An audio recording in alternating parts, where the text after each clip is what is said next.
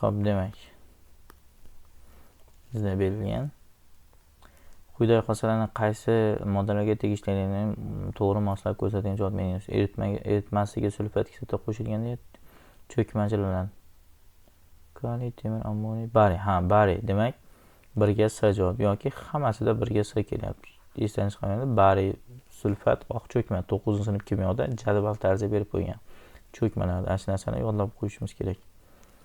Xo'p, demak 2 eritmaga natriy gidroksid qo'shilganda gaz ajraladi deyapti. Eritmaga natriy gidroksid qo'shilganda gaz ajraladi deyapti.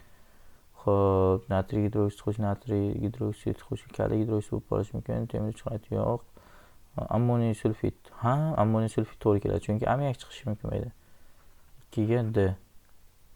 O'zi hammasida D ekan. Xo'p, qaysisi bo'yicha farq qilyapti ko'proq? Mana 3-sini ko'ramiz. Eritmaga sulfat kislota qo'shilganda gaz ajraladi deyapti. Eritmaga sulfat kislota qo'shilganda gaz ajraladi. Xo'p, kaliy karbonat.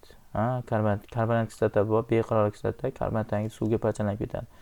Demak, 4 ga to'g'ri keladi. A javob hamda ammoniy sulfit amonyak chiqqani uchun D javob ham.